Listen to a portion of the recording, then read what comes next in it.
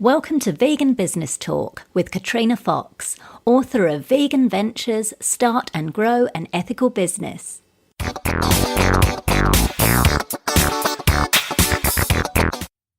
Hello and welcome to episode 116 of Vegan Business Talk.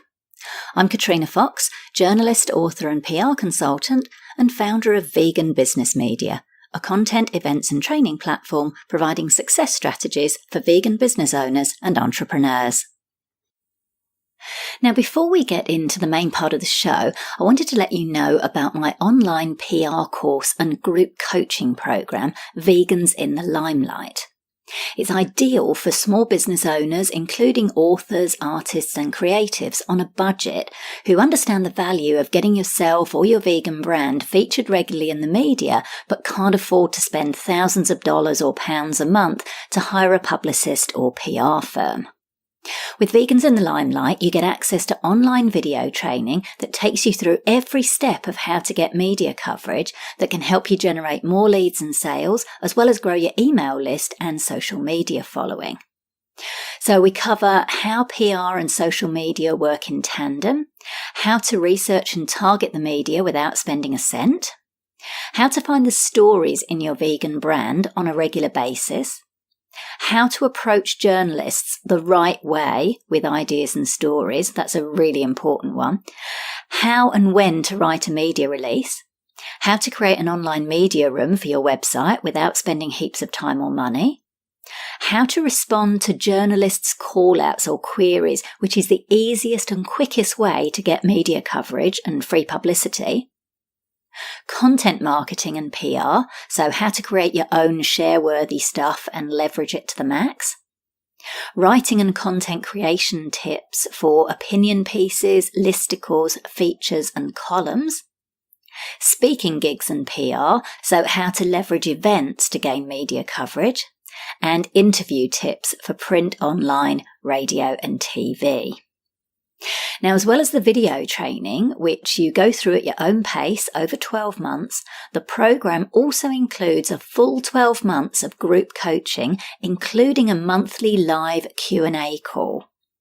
You can also post your questions throughout the year on the learning platform, and you can post your pitches and media releases and get feedback from me before you send them to journalists. So you've basically got me holding your hand, helping you to do your own PR for a full year.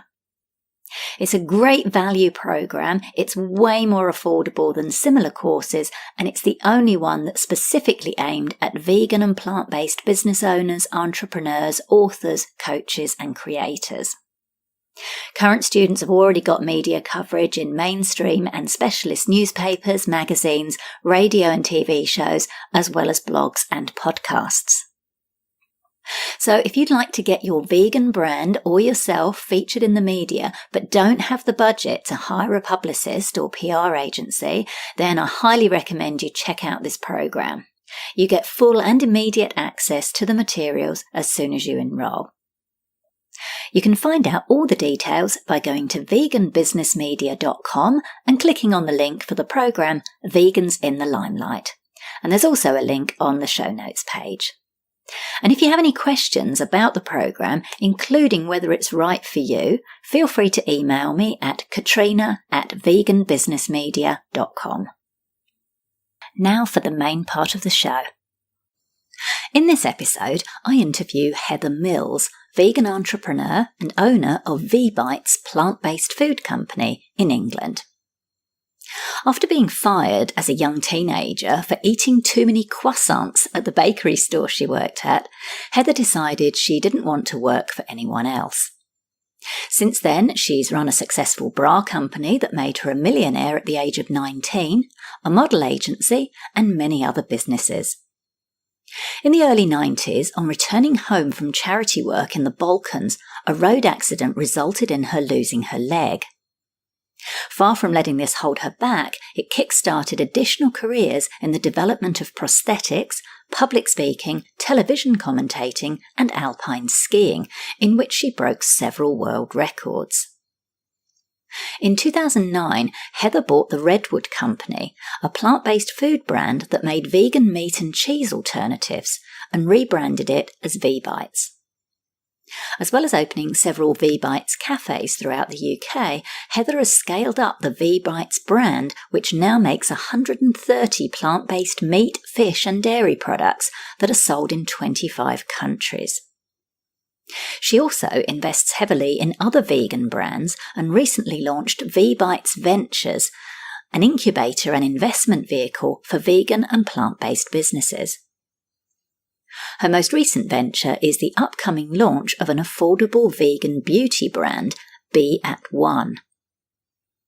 In this episode, Heather discusses why she decided to buy an existing plant-based food brand instead of starting one from scratch, why most startups fail to scale up and how VBites Ventures is providing a solution, why she requires business owners she invests in to relocate to the north of England, why she has bought and continues to buy plant-based factories, the one thing she looks for when deciding whether to invest in a vegan brand, and it's not the business plan, which she says most people get wrong most of the time anyway, why there has been a plant-based boom and what that means for vegan entrepreneurs, how and when to use the word vegan versus plant-based, and how she does this with VBites, and much more. Here's the interview with Heather Mills. Hello, Heather. Thank you very much for joining me today. Good morning or good evening or whatever time it is good over there. Here. Really great to speak with you. As we were just saying before we came on air, that Cheesely, one of your brands, was the first vegan cheese I ever really loved. So it's been great to see the growth of VBites. So really looking forward to getting into that today. I won't give you age away, but back in 97 when you were 3 years old. It's very kind of you, but no, I was quite a bit older than that. But it's been fantastic to see the growth of VBites. So you founded VBites in 2009, and I'm curious because I know you've already had a business history before that, and one of the questions I always like to kick off with is entrepreneur, the why. Why do you do what you do? So tell me a little bit about what drew you to want to be an entrepreneur in the plant-based food sector, and what's your why for running VBites? Well, it's a bit of a longer story, but I'll try and keep it potted. I left home when I was a teenager. Long story, father went to prison, mother had left home, blah, blah, blah. And I just came across, a job, and I got fired after a week in a croissant shop for eating too many croissants. And I said I'd never work for anyone again because he promised me I could eat as many as I liked because I was skinny. He didn't think I would be eating 10 or 20 a day. So he said I was eating too much of the profit, which now being an entrepreneur was fair enough. But at the time, being a hungry teenager, I was just eating. So I decided from there that I'd never work for anyone. So then I started a stick-on bra business because I had huge boobs that kept getting in the way every time I tried to wear a backless dress. And I wanted something that would just stick them in place. And then I started selling that and made a lot of money from that. And then went on to do other businesses. My mum wanted to leave her partner, so my incentive was to get enough money to get her a flat away from her abusive partner. And then when I did get it, she died 2 weeks later. Oh. So then I realized money doesn't really mean anything. It's all about health and happiness. And then I eventually opened a model agency because I'd done a little bit of modeling. I didn't like the industry and how models had to wait months to be paid. So I basically set up an incentive to the clients that they used our models. They get a discount, but really the discount was added on, and they got them paid every Friday. So then I realized there was lots of great ways of doing business fairly that looked after the workers and the companies made money.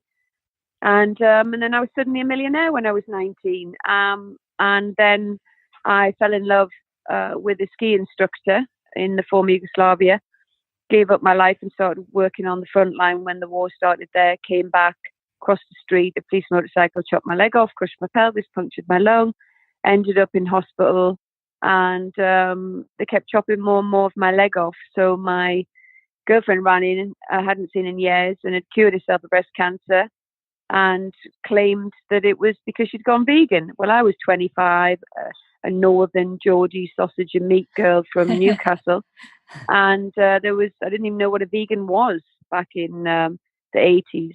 So, sorry, it was 93. And she said she'd healed herself. Well, you do anything when you're ill. And I wanted to keep my knee. So she dragged me off to a place called Hippocrates in West Palm Beach, where they shoved me full of loads of plant-based juices and grasses and all horrible tasting things at the time. But I healed in 2 weeks. So the media were following me around a lot at the time. So I ended up writing a book because everyone was asking. And then after a few years and getting older, I couldn't digest raw food very well. I'd had Lyme's disease and didn't have a good digestive system. So I found it, even though it healed me, it was very difficult to digest all that raw fiber. Plus, I wanted to go out with friends and eat in restaurants. So I was determined to make some meat, fish and dairy alternates, which I did. But I couldn't find a plant-based only factory to scale it up because everyone did everything in mixed facilities. And I didn't want that contaminant risk, not only for beliefs, but, for allergens and things for people that had, were vegan for allergen reasons. So I found this tiny little company, which was fabulous, called Redwood, and spent 2 years trying to convince them to sell it to me. And eventually they did. And I paid way over, millions over what I should have paid for it. But I believed the future was vegan. And they did have some basic, really good products. And I knew that if we could expand it, add to the product range, which is now 130 products. So it's grown exponentially. And then started, opening cafes to try and test the market and see what was needed. So we opened the first ever vegan cafe in 2009 on the beach in Brighton as a community cafe. So it was, all the cafes were non-profit. They were actually profit losing because we were just giving food for peanuts out the door to get people enticed and using it as a test kitchen and trying to convert people and help flexitarians meat reduce and show that vegan wasn't the 60s hairy armpit Birkenstock image that everybody had. We wanted to make it aspirational, and I needed to make it hip and sexy for the new generation so that we would, attract the superficial people who were really naive in not understanding what they were actually eating was actually the same thing as they were admiring in the farmer's field. Yeah. So that was kind of the process. Amazing. Now, I just want to take you back briefly to the fact that you decided to buy a company, an existing company, instead of starting from scratch. Can you talk us through a little bit why you decided to do that? I decided to buy what was then a tiny company because it had the factory as well, and I had the finances to do that. It's not always something everybody can do. It was a small factory. It was only 25,000 square feet, not like the 400,000 square feet 4 factories we've got now. So it was small, and it had a good core team that I could work with to develop my product range that I'd done in my own kitchens for research and development. So it had the machinery, and we just needed to, design new machinery for more innovative products.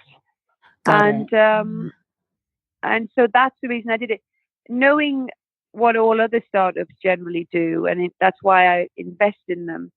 I don't know if I'm jumping too ahead of myself, but in line with that, what happens with startups, and it's why I've invested so heavily in lots of startups, is because they get to a point of scale, then they can't get the accreditations because they're not in a facility that could ever get those high-risk BRC AA accreditations that we have. And I want to stop them from making all the mistakes I made.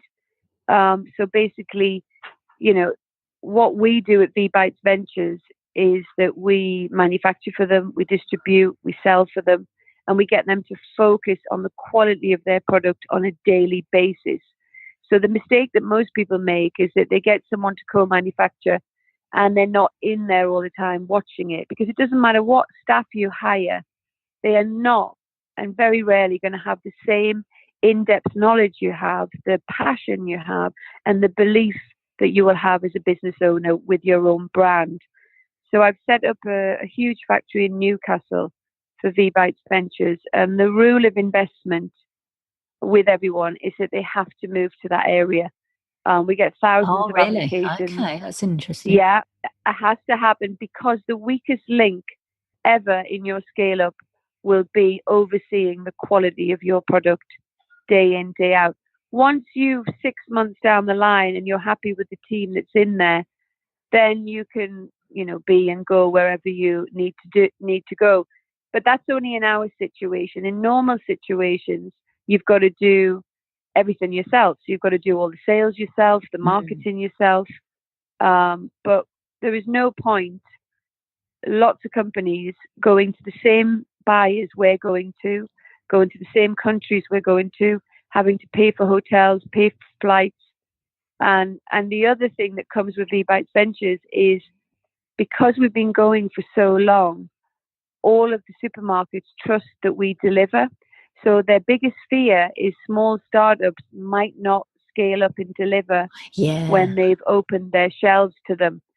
So it's very important when you're scaling up, you align with a manufacturing plant that's, number one, 100% plant-based, because I've warned different companies about this that have ignored me, and it's backfired on them, and they've found contamination of dairy and meat. It might even just be on a DNA scale, but there's a lot of big corporates that are fearful of the growth of plant-based, who want to get bad press out there. So they're looking at it very in-depthly now, whereas before it might have been a DNA thing, but nobody would have picked it up necessarily in the person's firm. But now they will pick absolutely everything up. And it doesn't actually, most of the time, make any difference to anybody's allergens or anything, because it's DNA.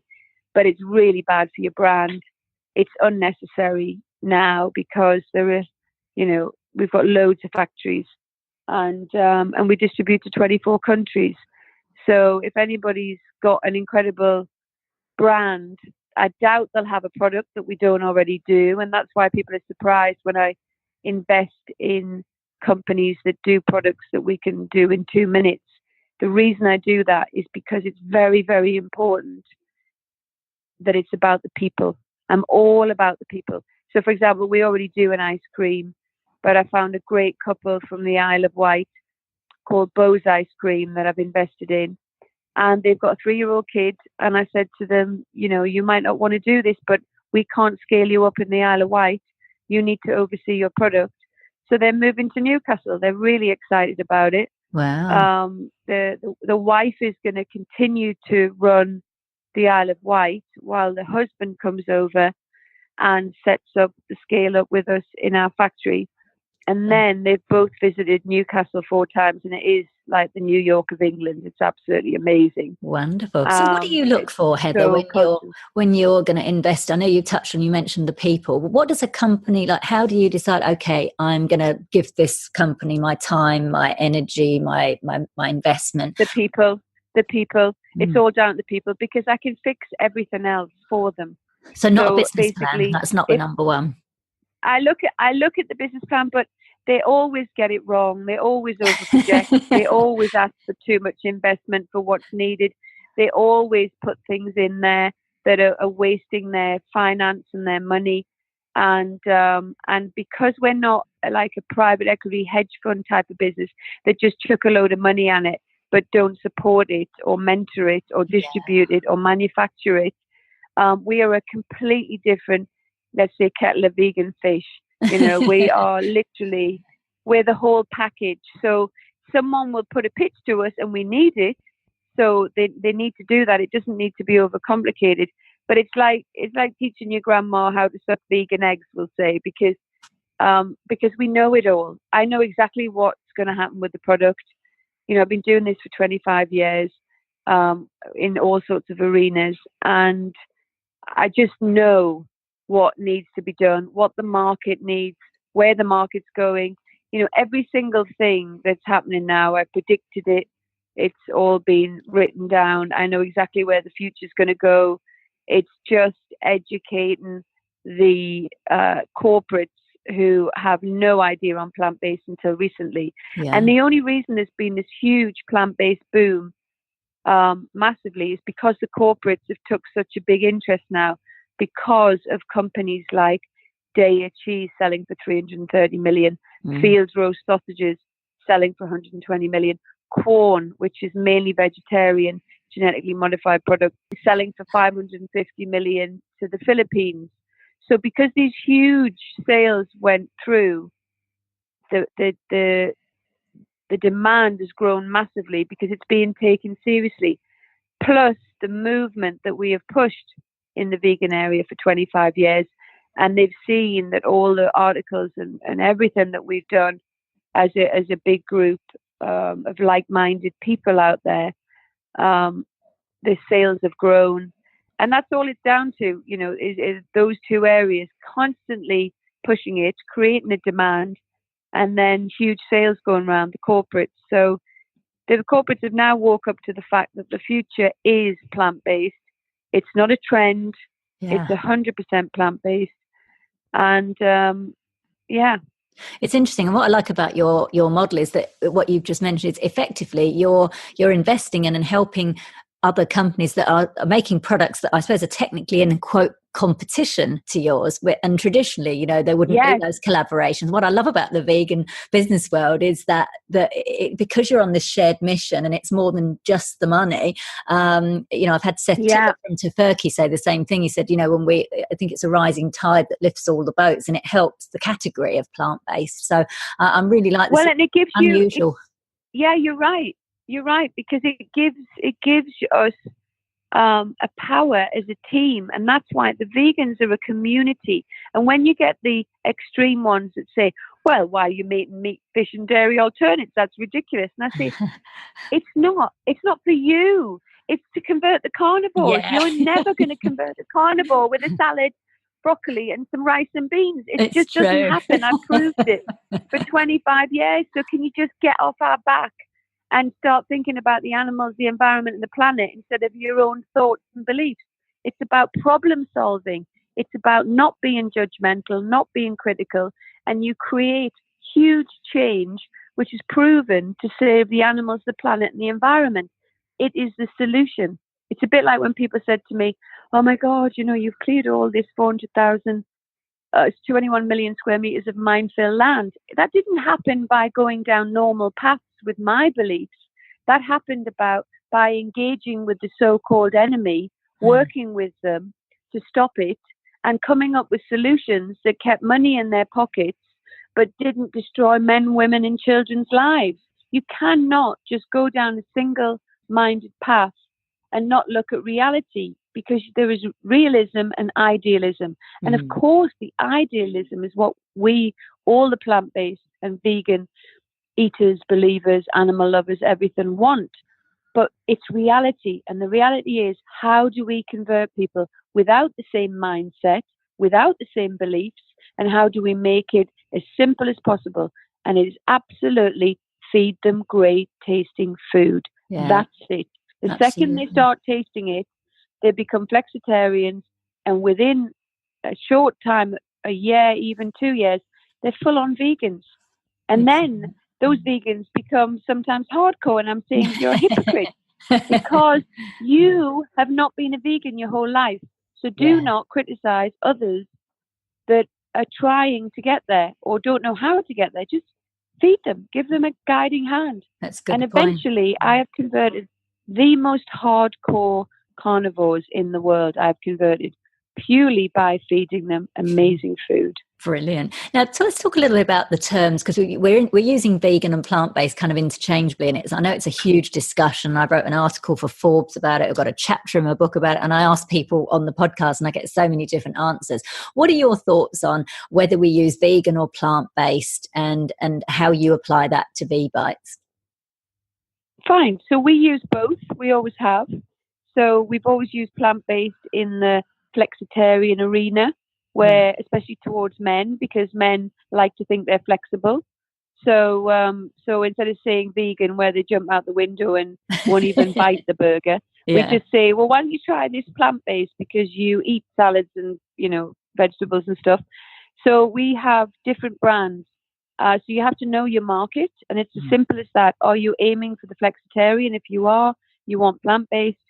If you're aiming for the vegan market, you obviously want vegan. And flexitarians eventually become vegan. So we're lucky. We have a huge array of products. So what we have is we own the V as a patent with the leaf on. So we put the V on, and that attracts the vegans. And then we'll say plant-based mints. And then on other products, it's very heavily vegan marketed because, like, let's say, for example, Holland and Barrett in England, we're in 350 stores. So we push vegan because the vegans purposely go in there and buy it. But if we're going into Morrison's, we do their free from allergen-free coconut cheese-free range. So we'll put plant-based or free from. So it all depends on the market that you're going into. And who your target audience is. The massive, massive market is not the vegan; it's the flexitarian. 80 to 20% at the moment. It's that. So it depends on your scale up. So if you're a small company and you're targeting a small area, then you probably want to stay with vegan. If you're planning to scale up massively, you probably want to do two ranges: the vegan range and the plant-based range. And also, because we've got 130 products, let's say we're going to go into America, we're going to Whole Foods. Whole Foods will want 10 or 12 items that are completely different to H-E-B in Texas. Now, H-E-B in Texas have nearly as many stores as Whole Foods just in Texas. So we'll give them 10 other products. Now, one of them, like Whole Foods, would be great vegan, but H-E-B would be a more general store. So we would go with plant-based. So you need both of them. And that's going to be the growing market. Eventually, 5 to 10 years from now, you'll probably find that it's just all vegan because people are starting to shake off the heebie-jeebies when they hear the word. And it depends what country. For example, Britain has a history of hardcore marching animal rights from the 60s, still ingrained in people's minds, who did brilliant work. But the people who didn't understand it are abhorred by, the whole thing. So they've still got that old mentality. As the millennials and the kids are coming up, they don't have those memories and those thoughts of veganism. So, and then countries like Austria and Germany, they didn't have any of that. So they love the word vegan. So there's vegan everywhere. Right. So it depends what country you're going into as well. And you just got to know your market. So do your research. What is the mentality of the market you're going into, and decide on that, whether you go vegan or plant-based. But you'll 100% need both. Yeah, no, it's really good advice, really helpful. Now, you mentioned that you've got 130 vegan products sold to 25 countries around the world. And you also mentioned that you brought out the new range. So I'm curious, how and when do you decide what type of new products to bring out at any given time? And what advice could you offer other entrepreneurs who are thinking about, when and how to add new products to their range? Well, I speak to a lot of supermarkets, and they come to us for advice because they're not, plant-based themselves. And I always say, when you're first going into the market, it is like for like. So if you're going into somewhere, just look at exactly what they do from an animal base and do like for like. And then when you start going into ready meals, do like for like. And then once your brand sells well, you can introduce specials. So, for example, when I opened the first vegan cafe in Britain, I did Thai, Mexican, Italian, everything. So I would do a vegan chicken korma and a beef stroganoff, or maki with vegan cheese, or hoisin duck that we do, or a pad thai with vegan chicken. So it's just basically, when you convert in flexitarians, they want to eat the same thing, but with a meat or fish or dairy alternate. And it's that simple. It's no more complicated than that. And once you have a brand that's trusted, then you can chuck in a cheese chorizo casserole with whatever else that's a bit different in there that you want to chuck in. But to start with, you just want to do like for like. If you're trying to compete and that product has already been done, That's when you need to think outside the box. So, for example, we're doing an entire sandwich range with the biggest sandwich makers in Britain. And we're doing wraps and sandwiches. So we'll be doing like a hoisin duck, spring onion wrap, coronation chicken, vegan sandwich, and that's going into all the motorway cafes and all of, the shops, because the biggest problem is convenience. And that's an area we've been pushing heavily with the big sandwich and convenient salad and grab and go manufacturers, is because loads of people would love to just run in a shop or a supermarket or stop at the gas station. That's always the worst place. You end up eating a load of crap. Yes. All you eat is going to be nuts and crisps. Yes. You can't get hold of anything. Exactly. So how nice would it be to just run in and go, oh my God, this whole wheat vegan duck hoisin sauce tortilla wrap, would just be amazing. So those are the areas think about problem solving. What do you want to eat and what do you miss eating now you're a vegan? Like what things do you miss? And just make them into grab and go, cool, ready meals, whatever you feel the market's missing. Yeah, I love that. That's a really good point about what is the market missing and problem solving. I really love that. That's really good advice. Now, I noticed you mentioned with the cafe, I think I saw on the website with the cafes you're offering vegan franchising and licensing opportunities for the VBites Cafe. Can you tell us a little bit more about that and, what support people get, the benefits of taking up a franchise with you as opposed to, say, starting up their own cafe, which is a whole thing in and of itself, and also what you look for in a franchisee? Right. So let me tell you, because I'm a very straight talking, honest person, and I don't want anybody who's not brilliant at running cafes and restaurants ever to think that they can just go in and open a cafe, restaurant, and it's going to be successful. It is a cesspit. It sucks your money like you can't imagine. Yeah. It is not a money-making venture unless you live and breathe it 24 hours. So let's put it in order.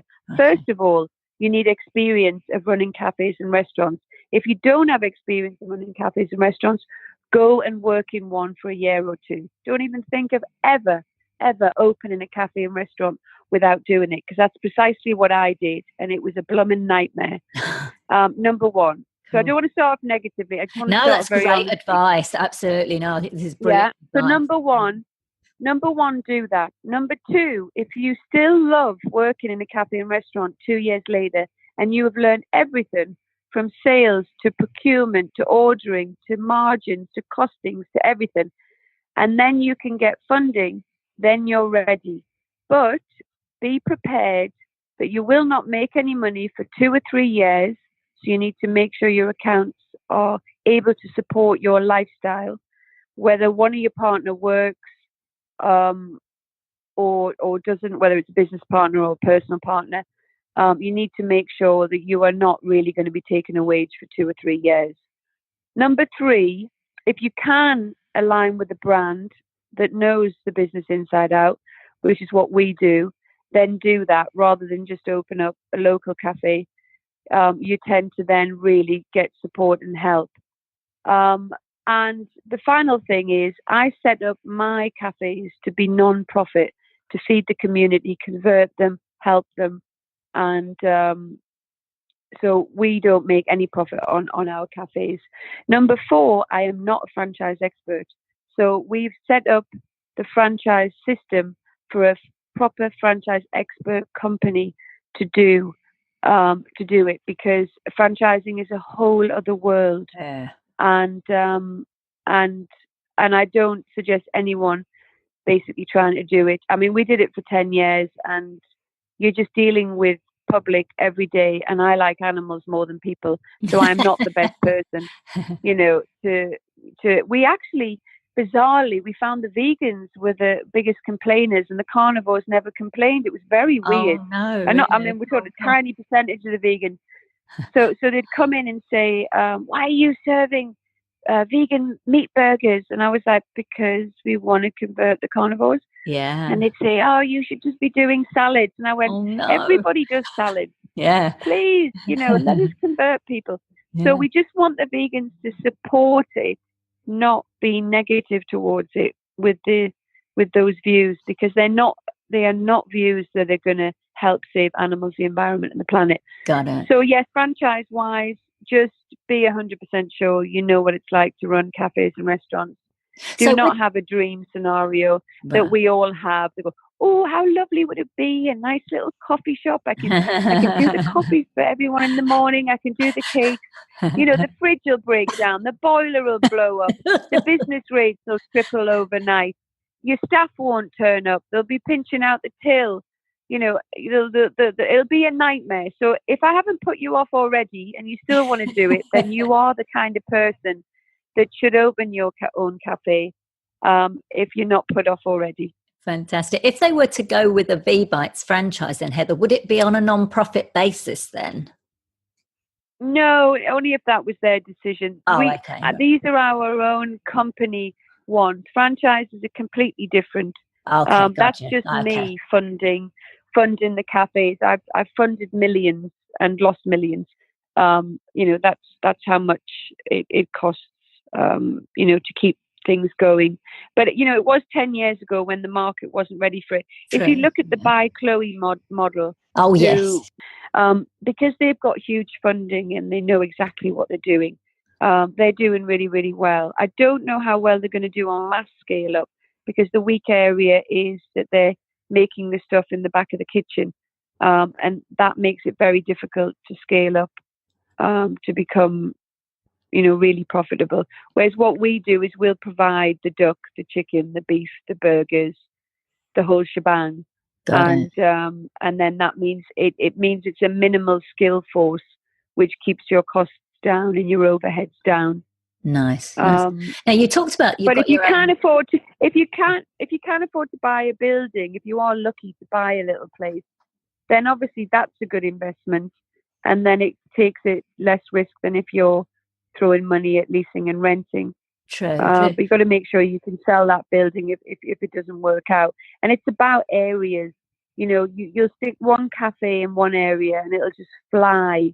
We've got key vegan communities that just inundated, like Brighton, Bristol, Newcastle, Manchester, Liverpool. But we've stuck one in Holland, Barrett, and Chester, and it's very quiet.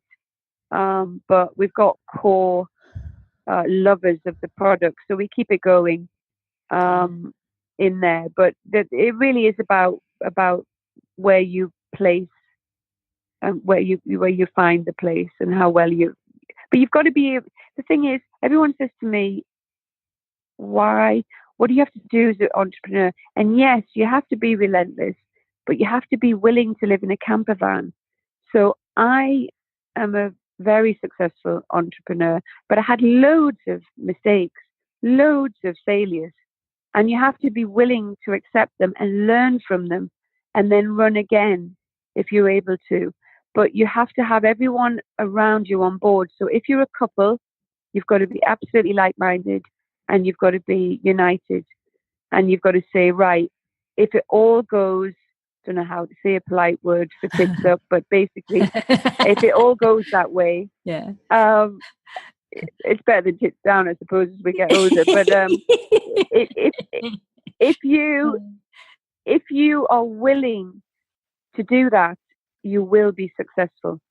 And because I've never been attached to a house or a car or jewelry, if I can. I just like a watch and a £5 pair of earrings, but I got my watches from winning my speed world record holds. But I'm not attached to anything. So if I've got the money, I'll treat myself to a fabulous holiday or a nice thing. If I haven't got it, then, I'll just sleep in my camper van at the bottom of the hill. And the great thing about having that attitude is that all the stress that comes with business, it is so much stress. You have got to be able to handle relentless stress, put it in a box, compartmentalize it, and just know it's an adventure. Enjoy it. Enjoy the learning curve. Enjoy the dramas. Enjoy the successes. Just know it's a roller coaster. If you are a slow boat to China person, then you are not an entrepreneur, and you should work for a company and do 9 to 5, enjoy your life, enjoy your freedom, enjoy your regular wage, and good on you. Yeah. But if you're a nutter like me and you love the buzz of entrepreneurship and you are willing to sleep in a camper van, and you have, and your partner is, and your family are, then you're an entrepreneur and you can go for it.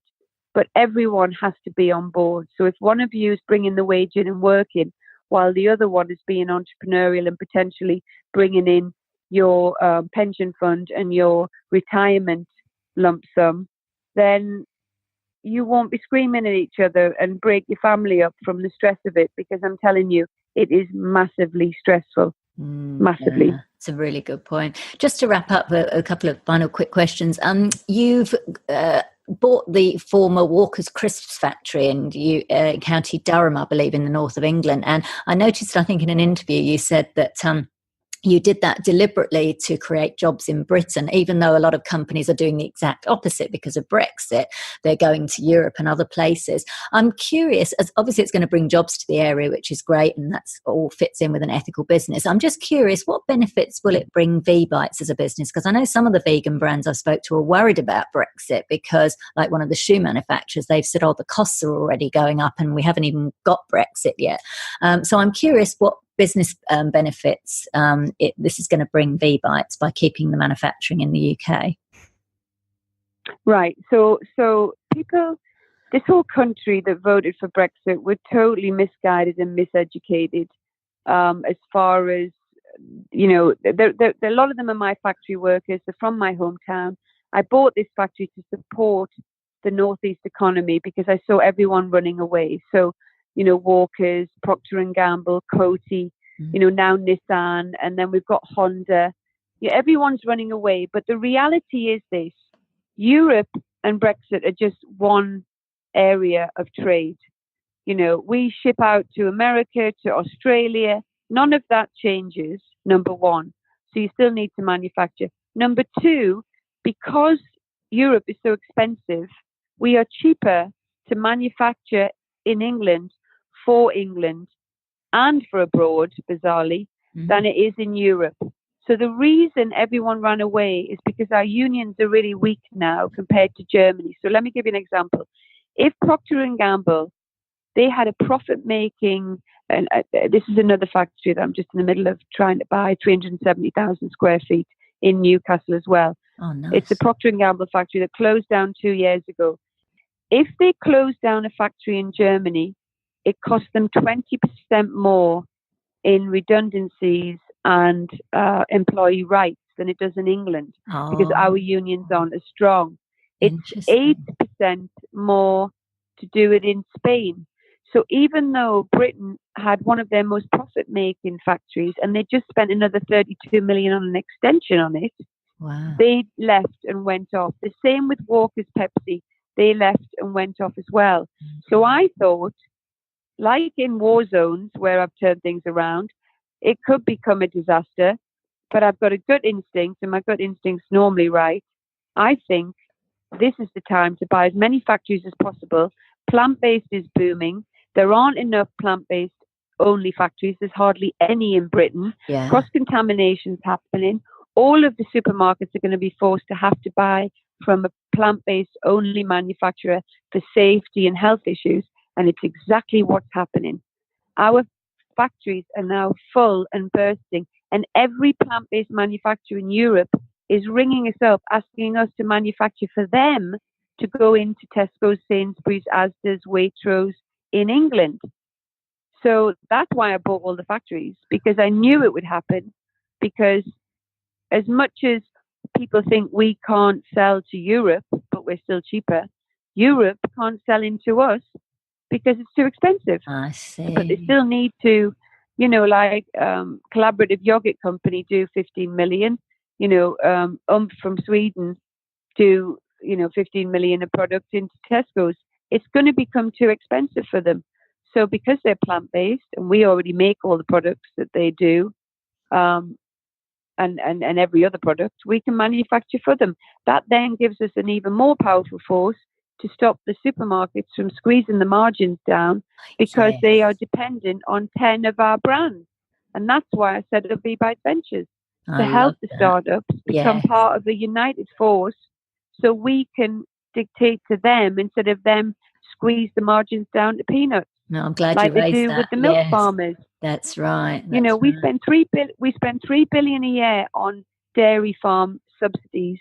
All we have to do is train up those dairy farms to make potato starch, pea protein. They can make a 12% EBITDA. That $3 billion can go into the NHS or to education or to a number of other areas. There are solutions that plant-based will solve so many huge, not only lives, environment, and animal costs, but financial strains on every country around the world. Well, I think what you're doing is absolutely amazing. I particularly like that I hope you get to take over the Procter & Gamble factory in particular, because I think that's a nice irony, because I know when they were the biggest animal testing company. So I love the fact that hopefully a vegan brand will take over that. That's really, really interesting and fascinating. You've shared lots of amazing insights, and I really appreciate your time. I know that my final question was going to be, what's your long-term vision for VBites brand and yourself? And I know you're bringing out a beauty brand. You're moving slightly away from the food into beauty as well, which is wonderful. I don't know if you want to just briefly say something about that. We're in everything. All I am is a problem solver for life's problems. So I went to do a speech at the World Eco Forum in Dubai, and people were there from all around the world. And I said, I've developed one of the only fully 100% vegan brands that is going to be huge. Because there's lots of little brands, but this is high quality for low affordable pricing. And it's really vegan, because what annoys me is you go around the department stores like Selfridges and they say, yeah, we're vegan. And I say, give me the ingredient list. And only one lipstick is. The rest of it is not at all. And I'm fed up with this consumer duping. So Be It One Makeup, anyone can look at it as the pre-launch on Instagram. It's set up and developed and inspired by 4 of my vegan friends. So I've done each ethnicity. It's a small range to start with, just to see if people are interested in the demands there, because it costs millions to make ethical makeup. Right. So we need to check, what people want. But it's called Be It One. So we would like to say, well, let us give you the vegan brand that you can put in your stores to show that there's a huge demand, that people don't want makeup that's tested on animals. And the final thing is that Jews and Muslims that are friends of mine, they didn't even know they're putting pig on their face, and that's against their religious beliefs. So it's not just vegan. It's like people need to know what they're putting on their skin. And once you start looking after yourself, you want to know, God, I've just swallowed 3 tons of beetle lipstick. Yes. They don't know it. But you can't criticize people until you give them a solution. Absolutely. So now we have a beautiful vegan makeup range, and the same with shoes. We do clothing. I've got about 20 different ranges that cover every single solution for people to go vegan. Wonderful. I love it. There's some really good advice. There was even a little nugget in there, like you said, testing it out, starting small, seeing if people want what you're producing before throwing a ton of money at it. So that was another little bit of nugget you threw in there. Thank you so much, Heather. I know you're super busy. I really appreciate you taking the time to Not share. Not at all. It was lovely talking. I hope I didn't waffle too much. No, you're amazing. Thank you so much. So that was Heather Mills, vegan entrepreneur and owner of VBites. You can find out more at heathermills.org and at vbites.com. And those links are on the show notes page at veganbusinessmedia.com/podcasts and going to episode 116. Now for our vegan business news roundup. The UK has overtaken Germany as the world's leader for vegan food launches, according to research firm Mintel. As many as 1 in 6 food products launched in the UK in 2018 had a vegan or no animal ingredients claim, doubling from just 8% in 2015. Edward Bergen, global food and drinks analyst at Mintel, said the reasons for the UK taking the top spot in new vegan product development is due to a huge promotion of vegan restaurants and new ranges. He said, "The most poignant of these is the expansion of supermarket own label ranges in mainstream stores with dedicated vegan ranges. Additional space is also being freed up by UK supermarkets in the on-the-go aisles and small format stores to help promote vegan options and make it easier for meat-eating consumers to try these new concepts out." Bergen also pointed to initiatives such as Veganuary, in which people are encouraged to try vegan for the month of January, as a driver behind more consumers being willing to give vegan eating a go. Now, I can certainly attest to the fact that in London anyway, Veganuary was everywhere this year. That's 2019 if you're listening in the future. I was there for the first 2 weeks of January, my old hometown, as part of a global vegan and climate change campaign I've been working on, and I couldn't believe how much I kept seeing the word vegan everywhere, outside eateries, inside eateries, that Veganuary was mentioned everywhere. And I was also there for the furore over the vegan Greggs sausage roll that hit the media headlines. It was absolutely amazing. And of course, this is good news for vegan entrepreneurs in the food space. Plant-based beverage company Califia Farms has launched a new category of vegan milk, reports BevNet. The Los Angeles-based business has created Uber Milk, a range of oat milk drinks that deliver a good source of protein and other essential nutrients. Available in spring of this year in 3 varieties, unsweetened, unsweetened vanilla and chocolate, the Uber Milks have 8 grams of plant-based protein per serving, including all 8 essential amino acids and fatty acids from plant oils for omega-3, 6 and 9. As well as calcium, iron, vitamin D, potassium, and vitamin E. The new products, which will be available at Whole Foods market stores across the US with additional distribution throughout the year, join the company's existing range of plant-based milks, including almond, coconut, cashew, and oat. Now, what's interesting about this is how innovative plant-based milks are becoming and what entrepreneurs in this space need to do to stand apart. I've said this before on earlier episodes of the show that I remember 22 years ago, the only 2 options for vegan milk, in the UK anyway, were soya milk sweetened with apple juice or soya milk unsweetened. So to see not only a more diverse range in terms of the base used to make the milks, but now all these added nutrients, textures and flavours is just mind-blowing. Love it. Finally, Polestar, the electric performance car brand jointly owned by Volvo Car Group and Zhejiang Geely Holding, has launched its newest all-electric fastback, the Polestar 2, with a vegan interior. Maximilian Missoni, head of design at Polestar, said, "We decided to bring something different to the segment. Our avant-garde design has evolved from Polestar 1 into an edgier, bolder statement. We've also designed a standard vegan interior with progressive textiles that will appeal to the forward-thinking audience who will subscribe to the Polestar 2. Polestar 2 will make its first public appearance at the 2019 Geneva International Motor Show this month and then embark on a global roadshow in Europe, North America and China throughout 2019. So this is a really positive development, and it's great to see high-tech car brands embracing sustainability even further by including vegan interiors. And we're starting to see the growth of interior design for homes, commercial properties, and now vehicles. And this offers opportunities for vegan designers and manufacturers. Fantastic. So that's it for this episode of Vegan Business Talk. Thank you so much for tuning in. If you enjoyed the show, I'd really appreciate it if you gave it a review and rating on iTunes or any other platform you're listening on. Finally, I encourage you to head over to veganbusinessmedia.com, where you can find more free resources as well as details of how we can work together to help you grow your vegan business. I'm Katrina Fox, author of Vegan Ventures, Start and Grow an Ethical Business. And I look forward to catching up with you in the next episode of Vegan Business Talk. Bye for now.